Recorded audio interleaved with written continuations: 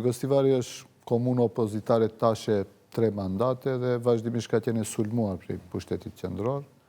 Kështu që asgjë serioze në Gostivar u bë film. Për shembull, ka pas viros që paraqitet gjatë muajve verore çdo kundi. S'ka pas bëj me ujin? Apo pas problem me ujin, po në çeshmet, në analizat bakteriologjike janë të pastra. Analizat kimike dhe fizike të ujit janë të pastra. Po imagjinoni pushteti qendror, sidomos makineria e VMRO-DPMN-s që është, mund të them, një prej makinerive më të mira mbas Vučićit në Ballkan, po nuk është keq edhe në Kosovë ka makineri pushtetit hatashme të fuqishme për propagandë. Imagjinoni në Gostivar asnjë të vdekur prej këtyre infeksioneve, asnjë i sëmur seriozisht me komplikime, dhe ka lajme 2 fish më shumë se sa për rastin e Koçanit që ndodhi vitin e kaluar, e dini, 63 të vdekur. Për rastin e Koçanit, nëse ka pas 1000 lajme, për Gostivarin ka pas 1800 lajme. 1.8 është indeksi më i madh i lajmeve të cilët i krijojshin. Cili është qëllimi? Pse gjithë kjo dramë? Qëllimi është që pushteti, shihni, komuna e Gostivarit është komune e vetme urbane shqiptare që nuk kontrollohet prej pushtetit. Çajirin, Tetovën, Strugën, Dibrën, Kërçovën, kreti kanë kontroll.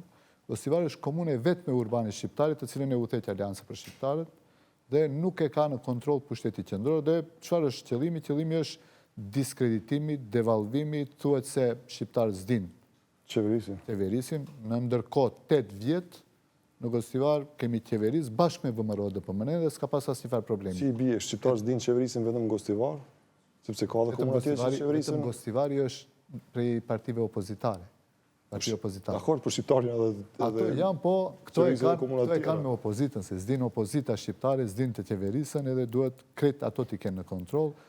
Pikësynimi, them, është devalvimi, diskreditimi i pushtetit lokal në Gostivar. Them, 8 vjet VMRO-ja ka qenë në pushtet lokal në Gostivar me Aleancë për Shqiptarët dhe kur s'ka pas asnjë farë vërejtje. Në të gjitha vendimet që i ka marrë në Këshillin Komunal, VMRO-ja ka votu pro vendimeve të Aleancës për Shqiptarët dhe tash për 6 muaj që nuk është në pushtet lokal me Aleancë për Shqiptarët, çdo gjë atje është katastrofë, keq, nuk din. Deri në fund e shpallën edhe epidemi, në ndërkohë që krejt përdorim ujë. Edhe unë jetoj në Gostivar, e përdorim ujin, askush në shtëpi nuk ka pas probleme. Për shembull, në Tetov për 15 ditë muajin korrik ka pas 1500 pacient me probleme gastrointestinale për 15 ditë. Gostivar për 1 muaj ka pas 3500 pacient. Për 1 muaj, domethënë 2 fish në Tetov, nëse nuk i kam dhënat tamam për komplet muajin korrik, po besoj se edhe në komuna tjera, në ndërkohë kur shpërtheu ky problem, shpërtheu pushteti e imponoi opinionit, në ndërkohë dolën në 7-8 komuna tjera në Maqedoni, që uji nuk është i pishëm, në ndërkohë doli me një spital, bakterie koliforme, 2 fish më shumë se sa në rezervuarin që u gjet në Gostivar, 0,39, kurse në spital në Çeshme, 0,57. Kurse në Çeshmet në Gostivar, në asnjërin nuk u gjet asnjëherë një bakterie. Është një efekt pozitiv pas kam përshtypjen që është bërë një skenim edhe në komunat tjera, se përket edhe ujit. Jo, tash u bë kjo si trend, si me ajrin e papastër, se dia keni pasur në Kosovë. E kemi vazhdimisht për shkak të opozita e kritikon pozitën, pavarësisht kush është opozit, se ajri nuk është i pastër.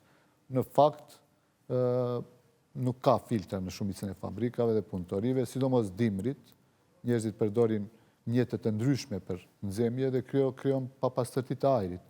Dhe nëse doni ta bëni temë këtë, në 90% të Maqedonisë ajri është i papastër, sidomos gjatë sezonit të dimrit.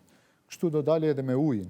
Kjo do jetë diçka që do shpërthehet në duart e pushtetit, sepse tash kanë nis analizat bëhen gjitha komunat, unë ju garantoj se mbi gjysma e komunave nuk e kanë ujin them kështu kristal pastër ashtu si duhet me gjitha parametrat. Por nuk rrezikon, po themi, shëndetin e njerëzve? Absolutisht jo. Ju thash, asnjë rast, nuk flasim për të vdekur, asnjë rast i komplikum, asnjë rast ku ka marrë antibiotik pacienti, thjesht me dehidrim, me kolegët që flas, që janë mjek am dhe pediatër, shumica thonë se bëhet fjalë për një virus që quhet norovirus, që s'ka të bëjë as pak me ujin. Por sidoqoftë, pushteti ka këto mekanizma dhe bëni këtë temë që tema që shpërndahet në 53 shtete.